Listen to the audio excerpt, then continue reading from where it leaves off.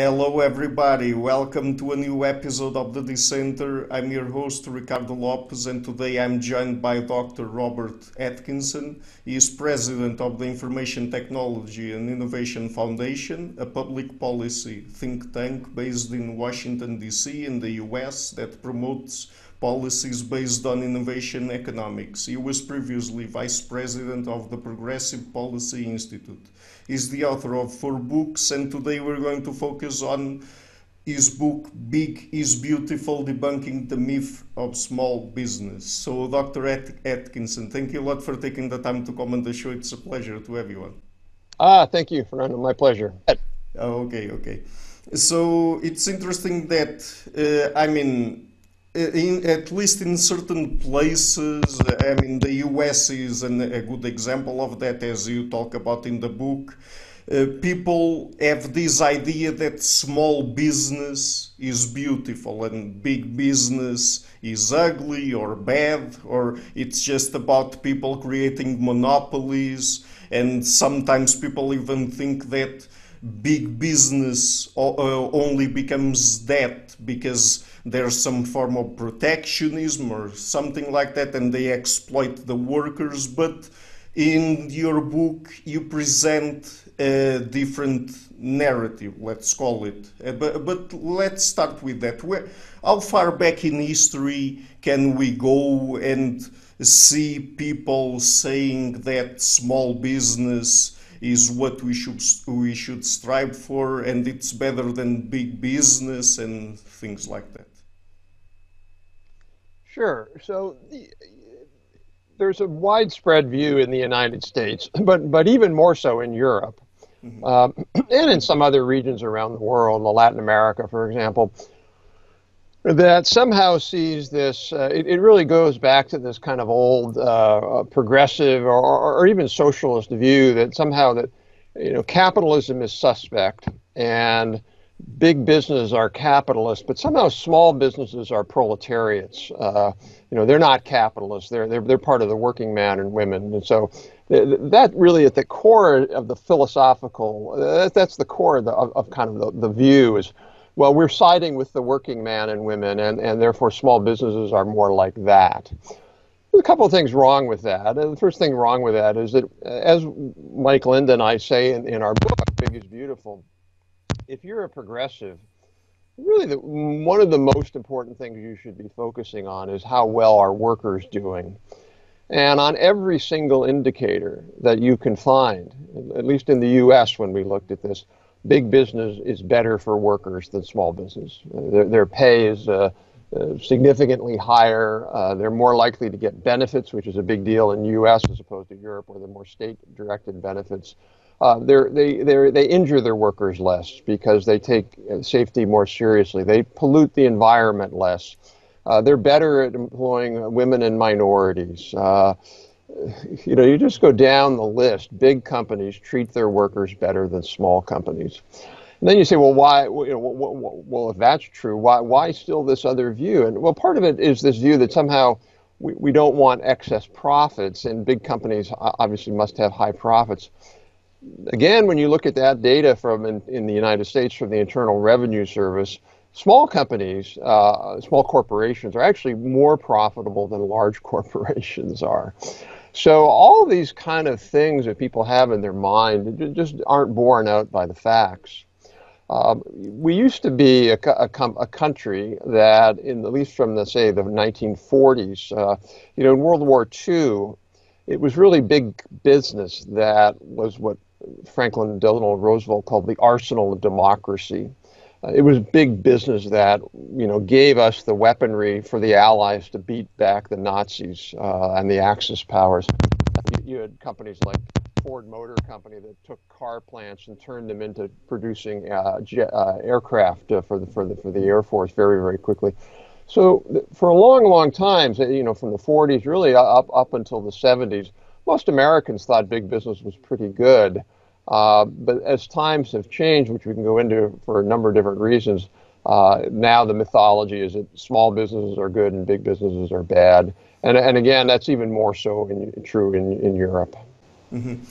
So let's focus on that last point. When and how and why maybe people started saying that small business is good and big business is bad and things like that.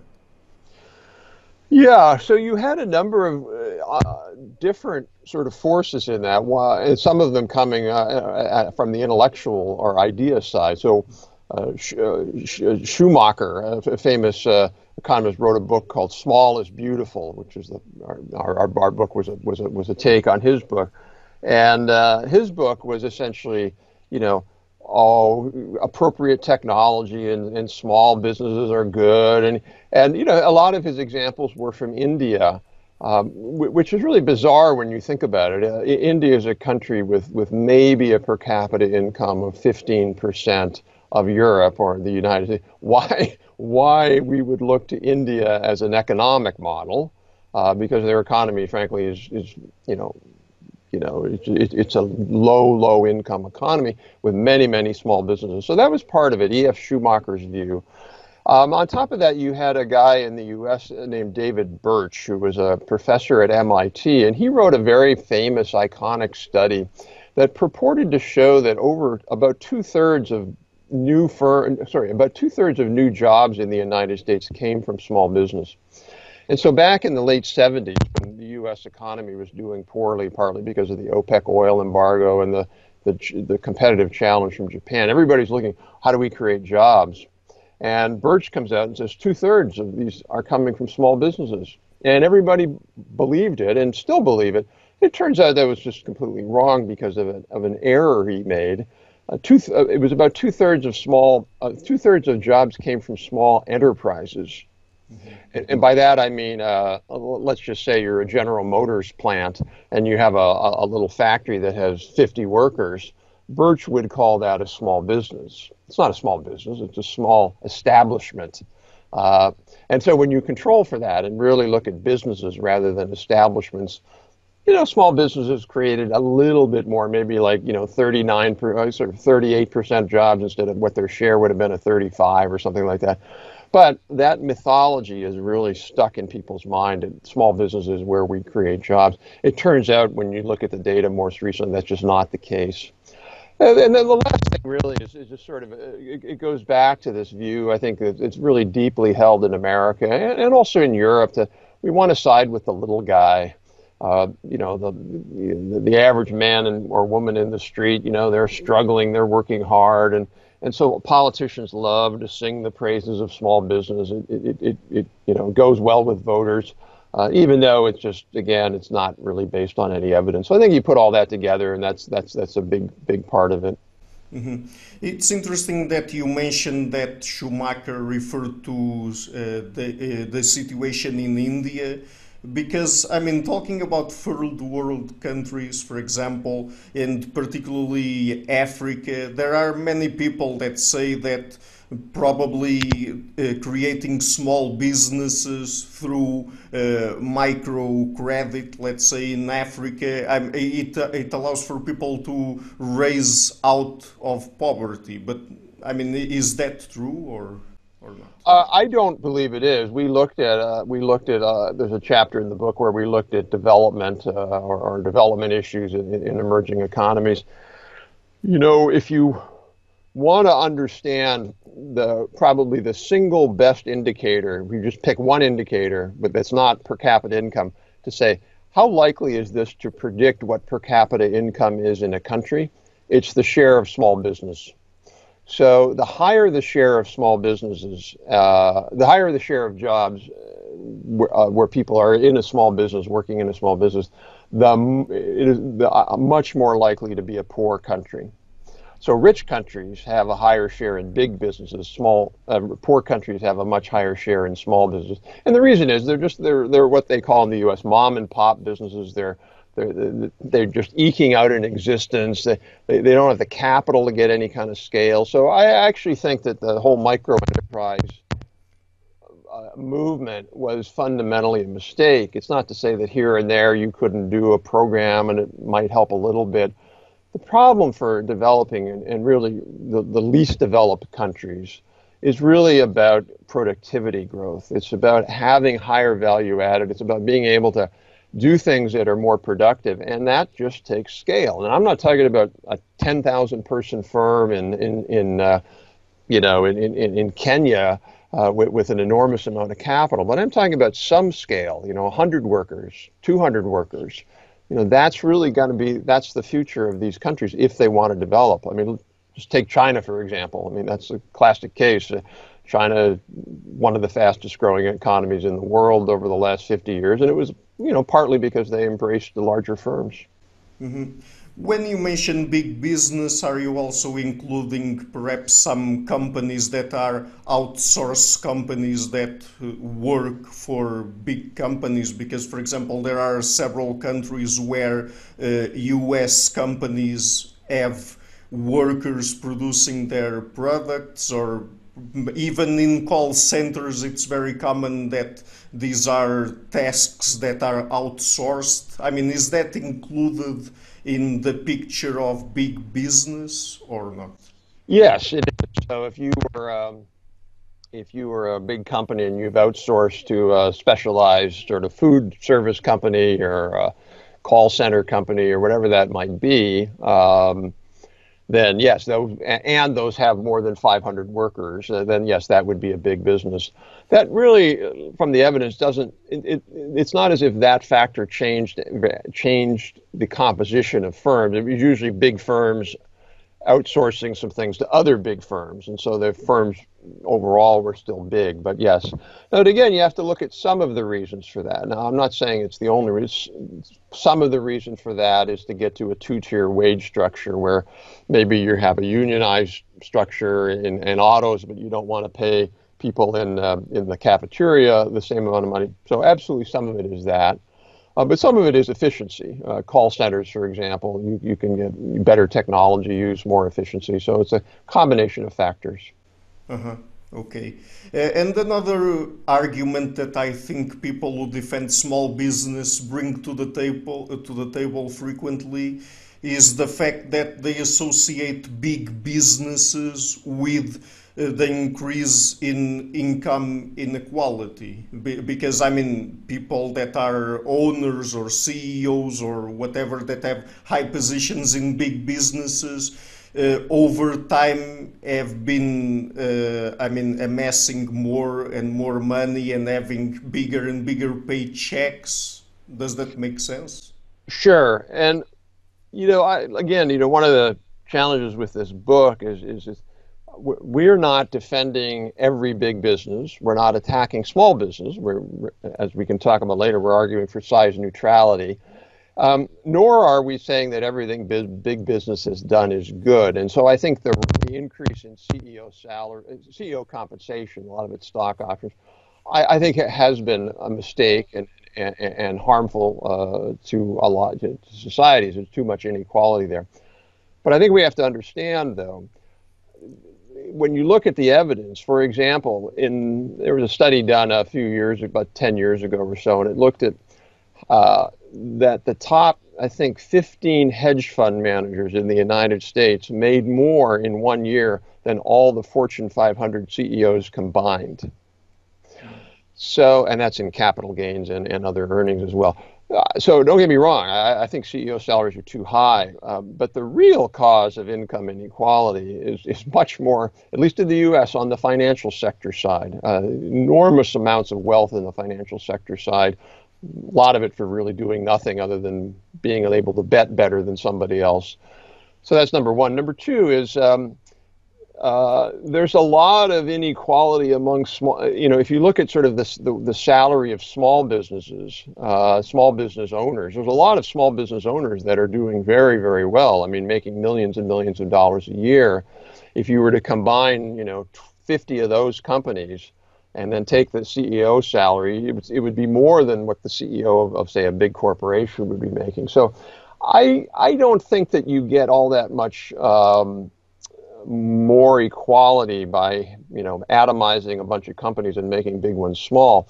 The other thing is, again, there's a bunch of really good economic literature that we reviewed from a number of scholars that suggested that the more economies had bigger firms, the less growth of inequality there was. So it's actually the opposite of what a lot of people think. So I take inequality very, very seriously. I think it is a big problem, but I don't think this notion, if we take the hammer of antitrust or competition policy to break up these big companies, that somehow we would get more equality.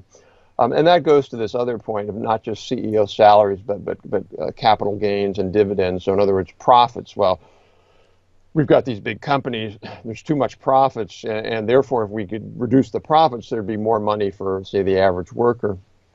You know, again, we wrote we dealt with that in the book, but we also did a more in-depth study recently in a report on the ITIF website, looking at the trend in profits. And what you find in the U.S., if you look at profits over the last 60 years, what you find is that the growth of domestic non-financial profits as a share of GDP is actually, you know, it's lower than it was in the 1960s when we had tougher antitrust laws, and it hasn't grown that much. It maybe 0.5% of GDP, a very, very minor amount. What's really growing is financial sector profits. And to some extent foreign profits. But foreign profits are good for the U.S. They're good for everybody. They might not be good for people in foreign countries, but they're good for the U.S. So again, the evidence just really doesn't suggest that. I wouldn't put my efforts to get more equality and less income inequality. I wouldn't put it on the size of firms. I'd put it on other factors. Mm-hmm. So, I mean, your approach is one of size neutrality, and we're going to talk about that in a minute. But before that, still focusing on income inequality, I mean, perhaps this is wrong, please correct me if it's wrong, but it seems to me that when we talk about income inequality and the rise of it over the decades, we are focusing mostly on the Western world or the first world countries, because when we talk about countries like China and India, even more recently, and others like that, I mean, the rise of the middle class has occurred recently, and I mean, many people have been lifted out of poverty. I'm not sure if big business played a role in that or not, but well, I mean, first of all, the income inequality in China is probably at the same level now as the U.S., if not worse. So, but in terms of lifting people out of poverty, absolutely. There's really only one thing that's lifted people out of poverty over the last 100 years. As a group, as overall in society, and that's increasing productivity growth. So we can only consume a certain amount of things based on what we produce. So we, as a society, we only can consume what we produce, and what we produce is based on productivity. And large corporations or large businesses, by evidence, are much more productive. There's a graph we included in the book from the European Commission, very good data from the Commission, and it has productivity by firm size, and it's basically a line that goes like this, even though it's a set of bar charts. But the smallest firms are the least productive, the biggest firms are the most productive. Why would that not be critical to wanting to have a higher standard of living? This is something that always frustrates me when I go to Europe and I talk to European colleagues. They say things like, "Well, small businesses is the backbone of the EU," and I'm saying, "Well, then your backbone's pretty weak, because the fact that Europe has such a high ratio of small businesses, so many jobs in small businesses, is hurting European productivity growth and income growth." The evidence is, even from the Commission, is very clear about that. So, one last point on the income inequality. There's a very good study I was able to get from our Bureau of Labor Statistics, and I was able to get data. It wasn't on firm size; it was on establishment size. So, you take one establishment. The bigger the establishment, the big establishments compared to smaller establishments actually had less income inequality among the workers. So the highest paid worker in a big establishment compared to the lowest paid worker, lowest decile, was smaller. So again, this notion that income inequality is inherently about large firms, again, the evidence doesn't suggest that. Mm-hmm.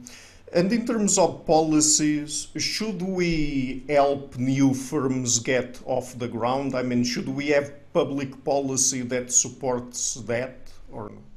Yeah, so one of the key points of the book was we argued that countries, governments should switch their policies away from supporting firms based on size and supporting firms based on age. In other words, helping some small firm that's 30 years old that has 15 workers and has no intention of getting to 16 workers and is, paying their workers badly, isn't regulated, why would you want to do that?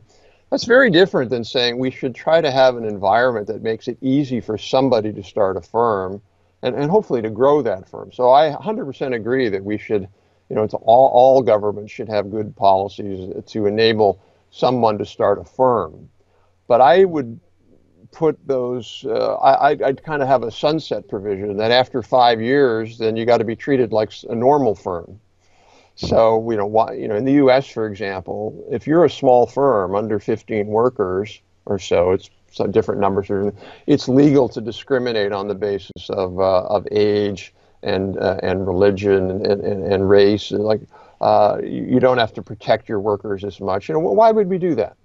Are we saying that workers who work for a firm with 12 workers, they don't deserve the same kinds of protection that a worker for 1,000 worker firm has? So my view would be, a new firm, sure, let's give them a little bit of more flexibility and room to grow. But once you get to be a certain age, you need to be complying by all of the same rules and protections that everybody else does. Mm-hmm. So at least in the US, I mean, I'm not sure if in Europe it's the same, but regulations for small businesses are weaker. Well, it's worse in Europe. Oh, much worse in Europe, yes. But yes, absolutely. In the U.S., regulations are weaker. Taxes are lower. So, if you're a small firm in the U.S., again, on average, you pay fewer taxes than if you're a larger firm. Your regulations regarding pollution are less. Your regulations regarding worker safety are less. You don't have to provide health insurance. I mean, just across the board. This is actually much worse in Europe. I mean, the European Commission actually had this sort of small business friendly regulatory, I forget what they called it, we write about it in the book. And it's basically just saying, let's not regulate small businesses very much. There's a very good study by John Van Reenen and Nick Bloom about French firms. And what they find is that there's an inordinate number of French firms that have 49 workers. Now, why is that? Sort of statistically, you would expect, sort of random distribution. And it's because in France, when you get to 50 workers, you get slogged with all of this new taxes, new regulations. You have to form labor unions, And so all these firms, they just go to 49 and then they stop. And why that number? Is there any particular reason for that? Well, they have to, same thing in Portugal, by the way. Portugal has all, if you get in Portugal, I think it's, I can't remember the number, 50 workers or something like that. You have to have unions and things like that. And it's just because some people they have to pick some number. Some numbers are 50, for other regulation exemptions, there may be 20 workers. It just, people say, well, it's got to be some number, it can't be nothing. 50 seems reasonable. The notion is, well, you get to 50 workers, probably you can afford to pay all these regulatory expenses, but if you have 49, you can't. But the reality, the effect is that you're tilting your economy more towards small firms. They because of this, they pay less taxes, they have fewer regulations. It's just so much easier for them than, say, a company with 100 workers. That Europe in particular, but also the U.S. will have more small firms than is economically efficient. Now, to be clear, that's not to say if you had regulatory parity across the board, there would still be a boatload of small firms. We're not going to have corporate restaurants, for example. Or corporate dry cleaners, But at the margin, there would be more workers working in big firms and fewer working in small firms. And that would be good because there would be higher productivity and the workers would have better jobs. Right. And these policies that people develop and that apply to small businesses, I mean, do they derive just from the fact that, for the reasons you've already mentioned, and we've already talked a little bit about the history behind it, people, politicians in Europe, in North America, and so on, believe that small business is better just because of this, or does it have more to it? Are there any other reasons behind it or not? Yeah, so you have what economists call path dependency. And so as you sort of favor small businesses more, you get more of them, and then you feel even more dependent upon them. And so in Europe, for example, if you say things like, uh, I don't know, Europe should promote artificial intelligence. Most people, most European officials, we should help small firms with artificial intelligence. And why is that? Because we have a lot of small firms. Well, maybe you shouldn't have a lot of small firms. So you have some path dependent people. Well, we have small firms, so we should help small firms. And then you have more small firms. But I think the second thing is just political. So in the United States, which I know better in terms of this, there are very powerful lobbies for small firms. There's a thing called the National Federation of Independent Businesses. And whenever there's a regulation, they're up on Capitol Hill, in other words, in our Congress, lobbying and saying, oh, you can't make us give our workers health care. This would destroy small business, or, you name it. My favorite of all time was a special rule. We even have a small business administration. So can you imagine having a big business administration in the U.S.? So we have an agency of the U.S. government whose job it is to help small business, including avoid regulations. My favorite one was where they advocated and lobbied for a provision for aircraft repair companies. So these are companies that would repair planes, and they advocated for a regulation that would be weaker for small businesses. So if I'm flying on a plane, I kind of don't really care whether I really don't want my safety to be compromised. Well, at least when I'm going down in a plane crash, I know that this small company was able to employ a few people. I mean, why would you take something as critical as aircraft safety and give them a lower standard? And the answer was, well, because we love small business. And that to me is sort of, to me, the sort of most absurd example of that, where you would compromise people's safety in airplanes because you want to help small businesses. I mean, how ridiculous is that? And why aren't people talking more about this? I would imagine that, I mean, you talked about small businesses lobbying for that kind of regulations, or weaker regulations for them. I mean, big business sometimes also lobby the government, and they have more money. So why aren't people talking more against small business? Well, a couple of things. I mean, you mentioned, big business has more money. If you ever come to Washington and you go near Capitol Hill, where our Congress is, you will see a giant building about 3 blocks from the Congress, a giant building. And on the top of the building, it says the National Association of Realtors. So it is a block-long building that's probably 8 stories tall, and it's owned by the National Association of Realtors. Now, they're incredibly powerful, and they've been able to lobby against, and most realtors in the U.S. maybe have, 30 or 40 workers in their little shop or whatever, and they're able to lobby against all the rules that they don't like. But the reason they're so successful is not just because they have a lot of money and they have their own building. They have thousands and thousands of voters who work for them in each congressional district. So there's a lot more of them, and they'll go out and they'll lobby their local member of Congress and saying, we vote and we have a lot of us. So big business doesn't have that. All big business has is money. They don't have the same ability to sort of pressure. But the second reason is really ideological, and in the U.S. And you see this in Europe as well. Many folks on the right, conservatives, they have this old-fashioned sort of view, kind of an Adam Smithian point of view that, you know, small businesses are good because they just go out and they compete in the marketplace, and big businesses embrace what's called crony capitalism. So, and it's true, and it's not true about crony capitalism, but it is true that when you have a bigger firms, that you need more public-private partnerships. There's more of a kind of state and business alignment to grow the economy and achieve goals.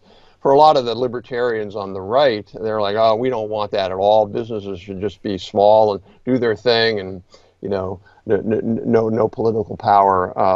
On the left, and this is particularly true in Europe, you really have seen this rise in the last 10 or 15 years in the U.S. on the Democratic Party side of a much more of a progressive or populist left, who really just despises big business. They equate big business to, you know, with all of the sins in the U.S. economy. So a good example of that is a guy, Robert Reich, who was Secretary of Labor in the Clinton administration. He's sort of a public intellectual at Berkeley, and, you know, he writes these books which are, you know, filled with massive numbers of errors, but it doesn't really matter to Reich because he believes what he believes, and he's going to tell you what he. In Reich's view, if we had fewer big businesses, there'd be less profits, and they could go to the workers. And, you know, again, if you rely on evidence, the evidence suggests that just simply not going to be the case. That there'd be almost zero, if none, kind of redistribution because of that. But so the populists on both the left and the right in Europe, the populists on the left in Europe and the U.S., they've really taken on as a cause. We don't like big corporations.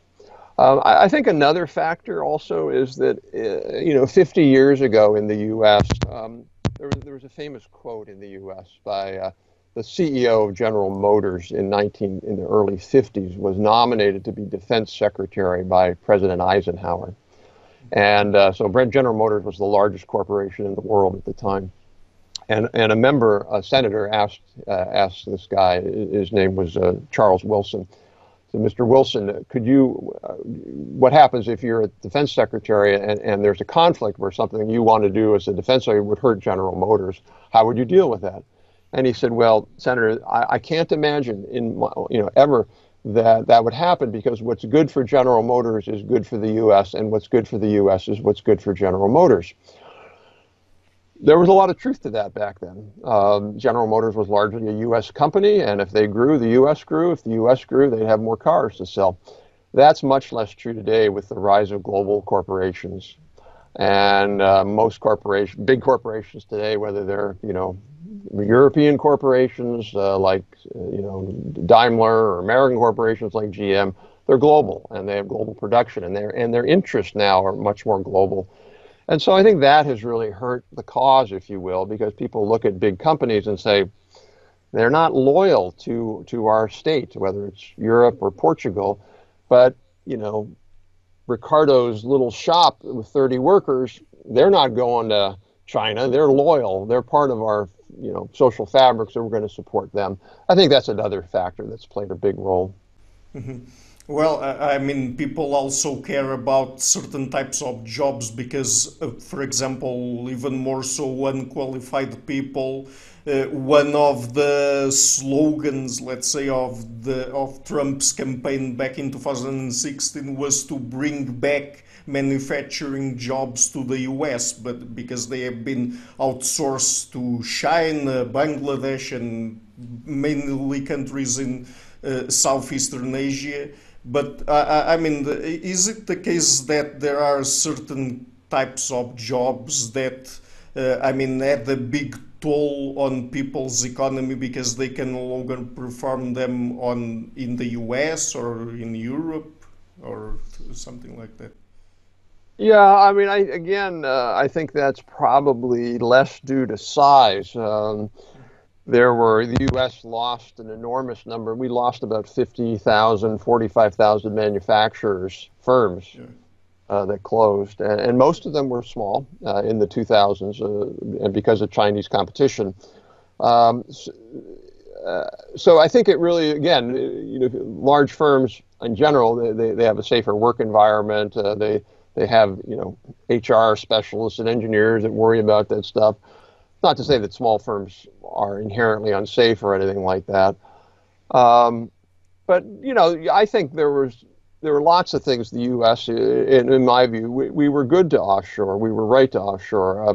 Just certain, I don't think many people in Europe or the United States would want to sew shoes all day.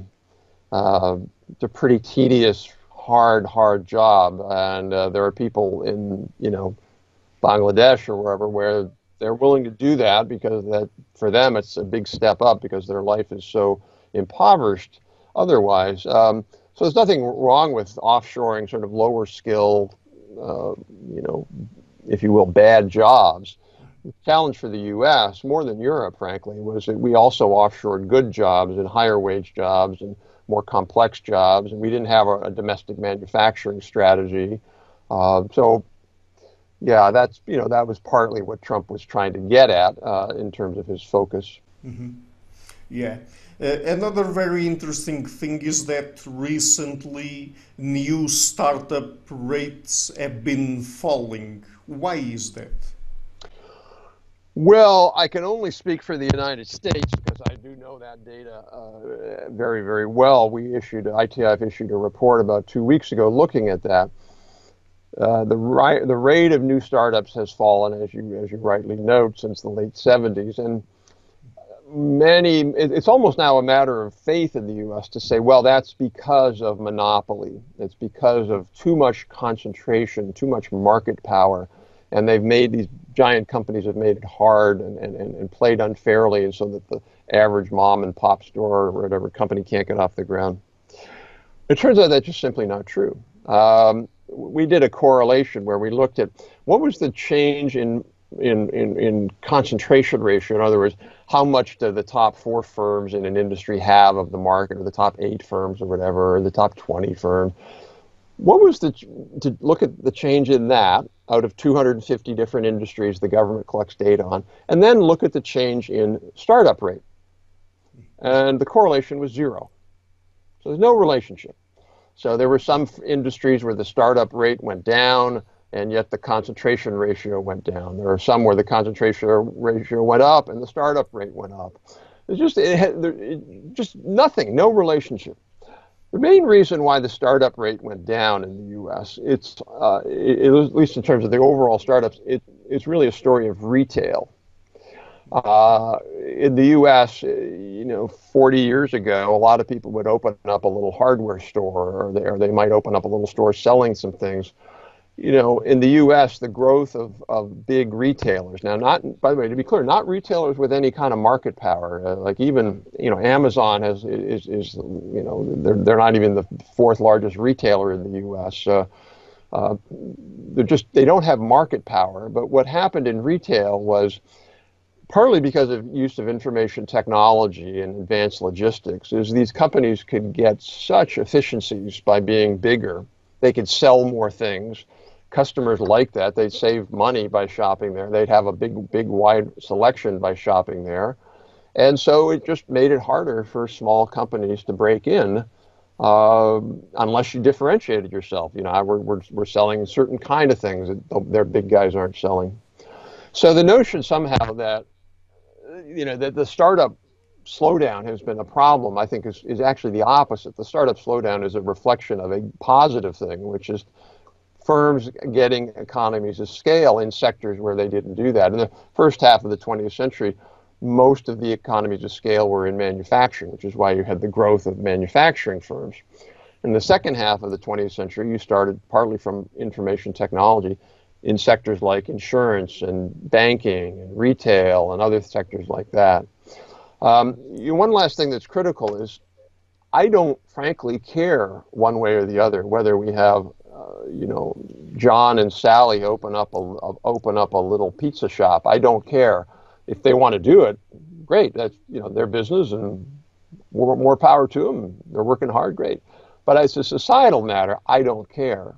What I do care about would John and Sally, who want to open up a company making some kind of new nanotechnology product that could grow to be a 1,000-person company and sell all around the world. That company I care about a lot. In other words, what I care about are startups that want to become bigger. Most startups in the U.S. are what are called lifestyle startups. The man or woman, they want to do it because, they either don't want to work for anybody else or kind of the best thing they can do. But there's a smaller set of companies that start up because they want to get big. And then when you look at the data there, particularly from data from Scott Stern at MIT, those kind of startups, U.S. is doing quite well in. Our high-tech startup rate is the same as it was 10 years ago. It hasn't diminished. So I'm not really worried about I think the startup decline is really it's a red herring. The main thing you want to look at are the startups that want to grow, and they seem to be doing fine. Mm-hmm. And when subsidizing startups, should governments pay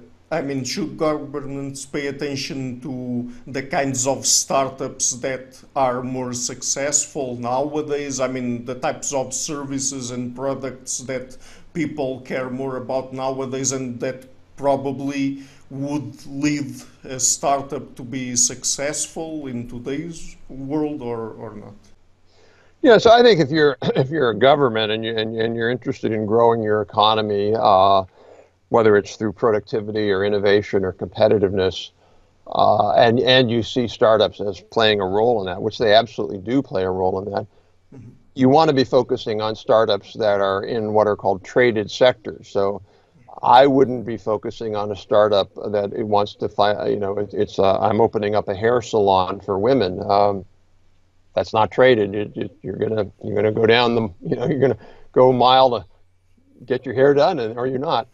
I would be focusing on traded sector startups. So those things like software or, I don't know, I'm not going to, robotics, a whole set of things where somebody says, I'm in Lisbon and I want to create this company. And I look at this as I'm going to be selling all over Europe and maybe North America and Asia within 3 years or 5 years. Those are the kinds of startups. When I was in Lisbon about 10 years ago, might have been around then, and I gave a talk on technology.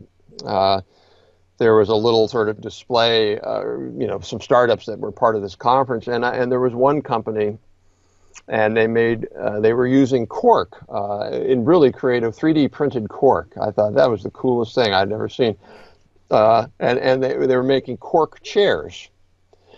That was a good startup. And I don't know if they're still in existence, but to me, that was a cool startup. They're using technology to do something with a traditional advantage that Portugal's had, and then really beautiful design chairs, 3D printed, selling those all around the world. As opposed to somebody who decides they want to open up a little cafe on a street in Lisbon. Mm-hmm. Yeah, and since we are talking about Lisbon, in our email exchange, you mentioned that, quote, Portugal has real problems regarding its size-based economic policy. So we've already talked a little bit about Europe. Is Portugal worse in that manner or not? I think it is worse. It's certainly worse than the European average. There may be individual countries in Europe that are worse, but I'm basing a lot of this off of a study by a couple of Portuguese economists who I don't remember their name, but it's in the book. They found, for example, that from 1986 to 2006, the average firm size in Portugal went from about 16 workers down to about 9 workers. That's pretty bad. If you think about the U.S., average firm size went up probably about 20% over that period to about 22 workers. So U.S. firms are just bigger now than in Portugal. And the reason that's bad is because these smaller firms, they don't have the scale, they don't have the capital, they don't have the reach to become more globally competitive. They're less productive. And some of that, not all of it, some of it was due to Portugal, joining the European Union and having euro problems, currency problems, and competitiveness problems. But some of it is also due to just explicit government policies. Say, we're going to make it harder on larger firms than on smaller firms. Those things matter. To me, that's one of the biggest things the Portuguese government could just do, would be to change all of that, just move to size neutrality and say, whatever size you are, you're going to have the same rules. But yeah, no, to me, that was striking. That's a huge, in 20 years, that's almost cutting the average firm size in half. That's really, really bad. Mm-hmm. And the thing that I haven't asked you yet is this in any way a partisan issue? I mean, is this something that falls more on the left or the right side of the aisle? I mean, people defending small businesses and being against big businesses, or not? Yes and no. I think in the U.S. and to some extent in Europe, you have, again, the sort of left-wing advocates who have now sort of taken this on as we're against big companies and we're for small companies because we want to side with the people. Solidarity with the proletariat kind of notion. So to some extent, that's true. But if you look in the U.S., for example, and you look at the AFL-CIO, the overarching labor union umbrella in the U.S., they don't have this kind of small is beautiful thing because the labor unions in the U.S., number one, many of them, the odds of being a unionized worker are much higher in a large firm. I mean, large firms, that's the other thing that progressives don't care about anymore. But they don't care that much about unionization. Again, I'm talking in the U.S. context. Large firms are much more unionized now, less than they used to be, but they're much more unionized than small firms are. So the sort of, I don't know if you want to call it, the worker left in the U.S. is much more sympathetic to large firms. It's really kind of the more identity politics left, the sort of green types, the hardcore Bernie Sanders types, the progressive Bernie Sanders types that, we're going to have, local, everybody's going to work at a small worker-owned co-op and it'll all be beautiful. So yeah, in that sense, it's partisan. But on the other hand, you had the Speaker of the House, the Republican Speaker of the House, before he left, Paul Ryan. And Paul Ryan wrote an op-ed for Forbes magazine that was titled "Down with Big Business." Now, why did Paul Ryan, he was vice presidential candidate for Mitt Romney, why did he say that? And he said it because, the Republican Party stands for free markets. We don't want government and business in bed with each other. So I see it as not so much left and right, but really much more about this context that Mike and I talked about in the last chapter of overall kind of political economy. We framed it as what we support as national developmentalism. So in other words, the goal of the state when it comes to economic policy should be to actively work to develop economies, the way we did in the U.S. under Alexander Hamilton back in the late 1700s, and others as well. So in that sense, I don't think it's partisan. I think it's more about sort of what do you see as the role of government? Do you see it as kind of minimal and less intrusive, or do you see it as more the role of government is to help develop economies as opposed to just regulate economies? Mm-hmm. Do you think that perhaps one of the reasons why it's easy for people to be for small business and against big business is the fact that there's a sense of lost community here? I mean, that people don't feel that what they're doing in big business is that meaningful in comparison with small businesses, and there's that thing that people like to go to a particular small shop and they know the owner and they know the people who work there. I mean, does that make sense in any way? I absolutely think it does make a lot of sense. To be clear, I mean, we make it quite clear in the book that we're talking about economic values. We're not, who are we to say that that's a good thing or a bad thing? All we're talking about in the book is saying if you want to maximize economic outcomes, productivity, innovation, competitiveness, you're better off having size neutrality. Now, for most people, there are other values than just, take-home pay. People have different values. Part of it is maybe some people have a value of, I want to work in a more collegial, small environment. I mean, I work in a small firm, if you will. We have 22 workers or whatever at ITIF. I don't work at a corporate think tank, with 500 workers. And that's nice. I like that. And I think the people who work with me like it. So that's one. The other is actually on the consumer side where, and I think you see this more in Europe than in the US, where, there's a certain, you go down the street, you know the shop owner, they're friendly. Also, there's kind of a nice sort of urban ambiance of small firms, and I get that. I guess so we're not at all saying that, we should be focused on just bigness, but I guess my point is, I don't think there's anything wrong with that. I just don't want the government to be putting the thumb on the scale. I don't think there's enough of a rationale to say that we're going to subsidize Fred or Sally to have their little shop. I mean, if consumers really want Fred or Sally's shop, then they should be able to have and shop at Fred and Sally's shop. But if they don't, ultimately, most Americans, particularly working class Americans, money means something to them. A lot of times this argument about, oh, isn't it nice to shop at little small firms? It's like it's made by people who are in the, upper half of the income quartile, income half. I was thinking, I live in Bethesda, Maryland, which is a suburb of Washington. Basically professional class people who have money, some money. And I always laugh when I would go to the little shopping district we would have, half a mile from my house. I'd walk up there sometimes with my daughter, and there was a store that sold custom-made, hand-baked dog biscuits. And there was another store that had really good tea, and I'm a tea drinker. So I went in there once, and it looks like, give me a little, I don't know, an ounce of this or a little tea, $22.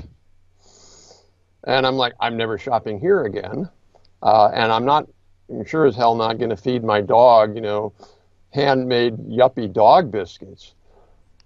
So, yeah, look, if people want to shop there, that's their business. It's their money. Feel free. But why am I, as a taxpayer, subsidizing them because they pay lower taxes than they would if there weren't these preferences? That's really my main point. Mm-hmm. But another thing that people mention, at least when I discuss this with people, is that perhaps they associate small business with things that are produced locally, and then they associate that with improving the economy locally and of the country in general. And I mean, when they think about small business, they maybe think about international companies and products and services that come from outside, foreign services and products. So, I mean, does that argument make sense in any way? No, I don't believe it does, and here's why. A couple of things. One is, imagine that Europe or Portugal, whatever, is okay. Here's what we're going to do. We're going to have really, really high import restrictions, so that we have all these local businesses. But any company in Portugal that wants to export, they get to export for free. No other country does this. So it's sort of like a little prisoner's dilemma thing. Well, there are lots and lots of companies in Portugal and in Europe that rely on exports. Export within the European EU market, exports outside of that. And so if every local economy decided they only wanted locally made goods, they were only going to shop locally, it would mean that their companies that want to sell outside would shrink. So some would rise, the local ones, but the exporters would shrink, and you'd be back to square one, if you will. But you'd be worse than that, because as you reduce market size, which is what would happen, you'd almost be going back to sort of feudalistic Middle Ages in Europe, where Lisbon was its own economy, and Venice was its own economy, and there was a reason Europe became the richest place in the world, was because it had the strongest and most vibrant internal and even external markets that allowed scale. So, I just don't buy that. I think it it runs the risk of just, having an economy that ultimately cannot be competitive. If you look at Portugal's core problem was it lost the ability, it lost too many firms that couldn't be globally competitive anymore. Now, why is Germany doing so well? Germany's doing well because they have firms that are globally competitive, and that's an engine that drives the economy. It brings in money so that people can go to buy their dog biscuits at the store in Stuttgart. So I don't really buy that argument that you want to be essentially local protectionist to have your economy grow. Mm-hmm. And that's very interesting because if the countries that have more international business are the ones that grow more economically, I mean, at the same time, at least in Europe and the United States as well, people are still pushing for this small business is beautiful idea. And even in Germany, I mean, I lived there for 8 months, they also have a very strong mentality defending small business, and they have they have very big subsidies, for example, agricultural businesses and things like that. So, it's a bit of a contradiction here sometimes. Well, you look at the U.S., for example, and I'm not saying the U.S. is the paragon of virtue and always right, but there are a few things that we get right, and there are a few things that we do better, I think, than Europe, and one of them is agriculture. Now, again, to me, that's a choice. So in the U.S., I don't know what the number is, but it's less than 2% of workers are employed on the farm. Why is that? Because we have big farms that are incredibly mechanized, and we use, in some cases, biotech crops, which grow better and all that stuff. Europe has decided that they want to protect small farmers. It's not, to be clear, it's not they want to protect farming. They want to protect small farmers. So, I was in Brussels a while back. I go to Brussels every year or so for meetings and things. And I remember I was going to meet with somebody in the commission, and they called me up and they're, well, we might not be able to have a meeting because there's a demonstration of farmers driving their tractors, and I don't know if it's safe. And I'm like, I don't think farmers are going to beat me up. I think I can go down to the commission. So I did. But there were 1,000 farmers driving their tractors in Europe demanding protection. I get that. I mean, by the way, I'm not saying that this is easy politically. I'm not saying that at all. It's hard politically. But what I get frustrated with is when people should at least say that having fewer farmers and bigger farms would be good economically for Europe. They should at least say that. And they don't. They fall back on all this other thing. So that just goes for sector after sector in Europe. I mean, the Germans, for example, one of the reasons they have this sort of small business policy thing is because there's lots of small businesses who fight for that. And what's bizarre to me about that is nobody's taking them to task. So you're asking government to give you all these favors, all these subsidies, all these protections, which by definition hurt everybody else in Germany. They hurt workers, they hurt consumers. Why is that noble? Why is that okay to do that? Well, it's because you're small.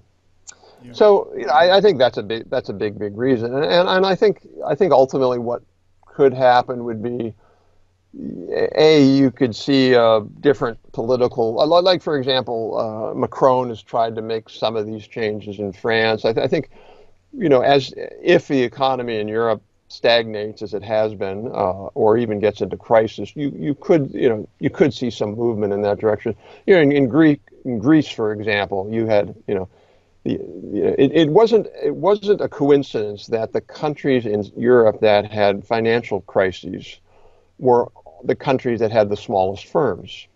Italy, Spain, Greece. I mean, these were all small firm economies, and it was harder for them to be successful globally. So there may be pressures that move policymakers more in the direction of size neutrality. Mm-hmm. In terms of the job market, one of the questions that people deal and worry a lot about nowadays is technological unemployment, because with the development particularly of more and more complex AI systems and artificial intelligence in general, people are worried that many jobs will be lost, particularly the more unqualified ones. Do you think that big business is particularly well suited to deal with that kind of problem? I mean, is it that big business adapts more easily to these changes? Well, I think number one, I think big business is going to be using these technologies more effectively than small businesses. They're going to be adopting them more. And I do think that you're going to see a lot of automation of functions that weren't automated before, like what people call robotic process automation for routinized office tasks. I mean, there's a lot of office workers. All they do is they take some number, they press another thing, and out it goes. You know, it's like a machine could do that at some point. So I think that that is going to happen, and it's going to be more that large businesses do it than small. And for certain industries like that, it means that bigger firms will gain more market share and smaller firms will lose market share. But I think we have to put that in the context of everything. So in the United States, for example, and in Europe, European productivity growth used to be faster than American productivity growth up until, say, the 80s or so. And since then, it's been lower. The biggest problem in Europe, I mean, I'm very clear about this in my mind, is low productivity growth. European productivity growth is just terrible. Now, U.S. isn't much better. U.S. productivity growth is bad too, but it's a little better than Europe. In the U.S., we had productivity growth, labor productivity growth. In other words, how much does the average worker produce a year or an hour compared to before? That was about 2.5 times faster in the 1960s than what we have now. So it was around a little bit around over 3%. Now it's a little bit above 1%. In the 1960s, we had the lowest unemployment rate almost in American history. Yeah, we had super fast productivity growth. Well, why was that? Because companies would use technology to automate. They would then cut costs. They would cut prices. Consumers had more money. They'd go and then spend that money, and they'd spend it on something else. So I absolutely reject the notion that there's going to be technological unemployment. Absolutely reject that. I think for two reasons. One is the technology that everybody's talking about. It's not nuclear. You know, it's not a nuclear bomb of the economy. It's not sort of this amazing thing. It's not all powerful. It's really quite limited. So AI will do certain things that can't do today. It's like it can't do everything. Robots will do certain things. It won't do everything. There's just lots and lots of things that are really complicated. I mean, try having somebody come in and put down a tile floor in your house. Try having a robot do that. So I think the technology will get better. It will raise productivity, but it's not going to be a massive, giant explosion, if you will. And then secondly, even if it does do that, which I hope it will, there's just no evidence. The reason people think it's going to lead to joblessness is they don't consider second order effects. And the second order effects are the most important. Productivity benefits don't get put and buried in the field. They get passed on to consumers or workers, in most cases both. Wages go up, prices go down, people then spend it on other things. So, you know, perhaps one of the fastest growing sectors in Europe could be, therapeutic massage or yoga classes or hiring a personal trainer or, who knows? As people get more money, they go to gyms. Now, you can't do that in the COVID world, but or they might decide, they're going to buy, better wine, and they're buying €3 bottles of wine, and now they're going to buy €5 bottles of wine. I don't know. People will spend the money on how they want to spend the money, and that's going to create jobs. So I'm not worried about that. Mm-hmm. What I do think we need to do is make sure that workers who are in one occupation or one area get help to move to another. But in Europe, for example, the European Commission has shown that over 30% of European workers today have too much education for their particular occupation. I think, boy, oh boy, that's a problem. You clearly, a person like that clearly has more skills than they need, and would be probably happier on a job that uses those skills. Otherwise, why would they have gotten them? And automation that automates, excuse me, technology that automates lower skilled jobs will mean, by definition, there'll be more jobs that are better and more interesting for that 30% of Europeans right now who are overskilled. Yeah.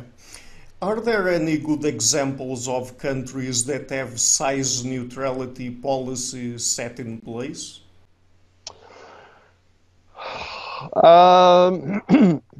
There aren't really a lot. I think a place like Singapore, for example, which is really doing well. I mean, they help small firms, but the way here's the difference between helping small firms. There's two ways to help small firms. It'd be like helping a player on a what you would call a football team. You could make the other players wear lead weights on their ankles, so that would slow them down. You could give the worker, you could give the small soccer player, some drugs so that they can outperform everybody. That's one way. That's what most countries do. Or you could help that small soccer player, train and work out and hone their shot. Excuse me. And that's what Singapore does. Their small business policies are about how do you get smaller companies to become more productive or more innovative, rather than how do we just subsidize them to just keep being small and inefficient. But overall, that the small is beautiful notion is really, it's pretty widespread. Mm-hmm. And since it's pretty widespread, my last question will be, how would the big is beautiful campaign work, particularly to try to convince the electorate that big is good or beautiful? Well, I think it would work in the following way. I think there would be two parts of the campaign to say. One would be, if we want to succeed in Europe against the threat of China, which I think Europeans overall vastly underestimate what that threat is. The Chinese are coming for the European economy. There's a good study by, I believe it was the Mercatus Center, I forget, in Germany. I think it was them. And they looked at which countries were most vulnerable to the Made in China 2025 plan for technology.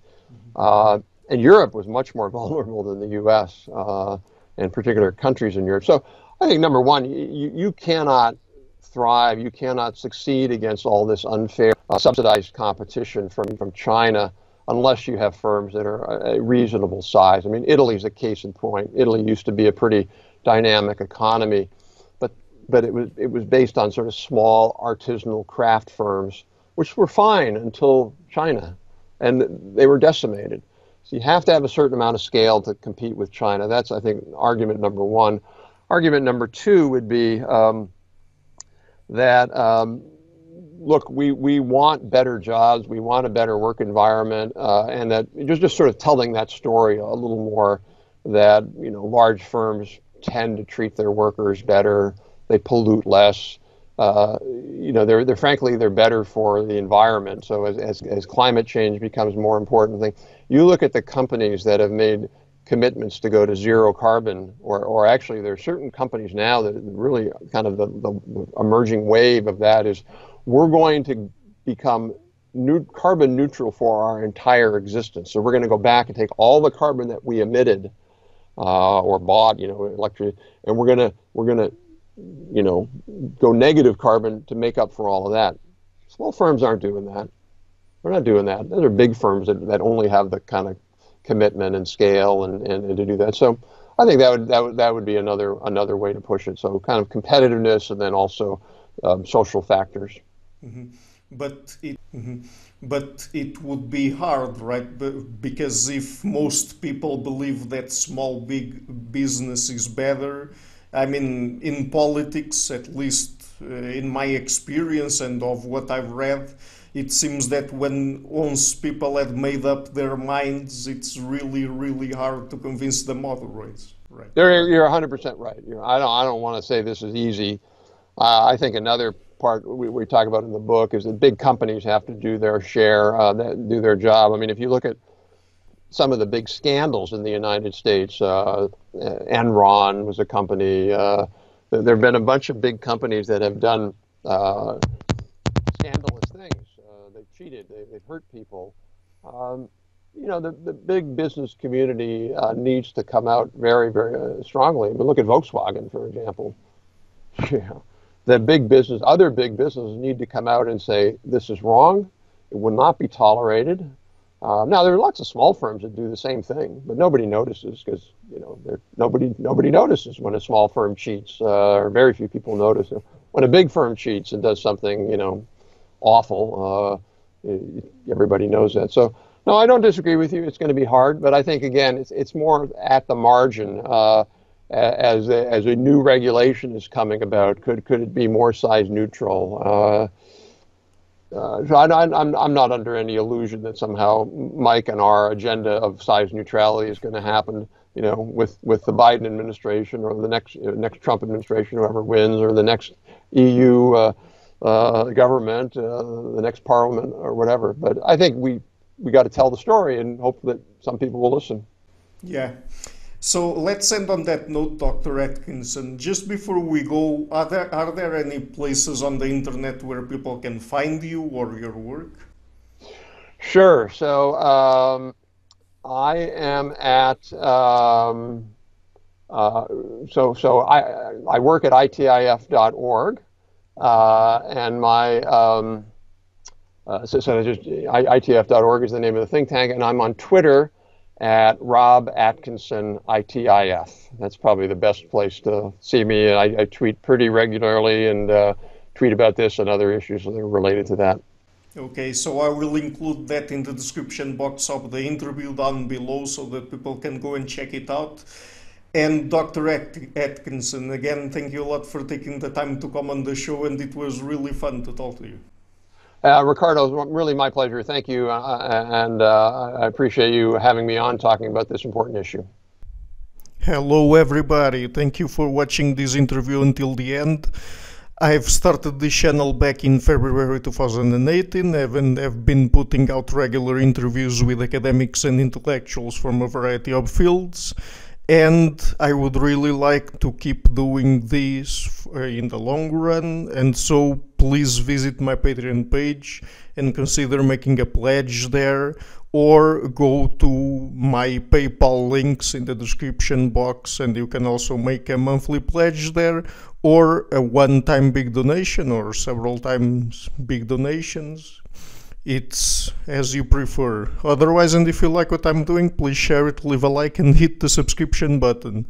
Finally, I would like to give a huge thank you to my patrons and supporters, the main ones: Karen Litska and Blanchett, Parerga Larsen, Lau Guerrero, Francis Ford, Hans Frederick Sunda, Ricardo Vladimiro, Craig Healy, Adam Kessel, Olaf Alex, Jonathan Wiesel, David Diaz, Anyan Kata, Jacob Klinkby, Matthew Whittingbird, Arno Wolf, Tim Hollesy, Enrique Lenius, John Connors, Paulina Barron, Philip Force Connolly, Jerry Mueller, Herbert Gintis, Rutger Voss, Bo Weingard, Rebecca Newberger Goldstein, Dan Demetriou, Robert Windegar, Rui Inácio, Arthur Coe, Zoop, Marco Neves, Max Bailby, Colin Holbrook, Susan Pinker, Thomas Trumbull, Bernardo Seixas, Pablo Santurbano, Simon Columbus, Jorge Pinha, Phil Kavanagh, Corey Clark, Mark Blythe, Roberto Inguanzo, Michael Stormir, Eric Neumann, Samuel Andreev, Tiago Nunes, Bernard Ugni, Alexander Dunbauer, Omari Hickson, Felicia Stevens, Fergal Cusson, Evan Bodrenko, Al Herzog, Nuno Machado, Don Ross, João Alves da Silva, Jonathan Librant, Oslam Bullet, Nathan Nguyen, Staten T, Samuel Correa, Eric Hines, Mark Smith, J.W., João Eira, Tom Hummel, Sardus France, David Sloan Wilson, Yacila Deza Araújo, Eden Solon, Romain Roach, and Dmitry Grigoriev. My producers is our web, Jim Frank, Lucas Stafiniak, Ian Gilligan, Sergio Quadriano, Luis Caetano, Matthew Lavender, Tom Van Egdam, Curtis Dixon, João Linhares, Benedict Mueller, Vega Guidi, and my executive producers Michel Ruzieski, Rosie, and James Pratt. Thank you for all.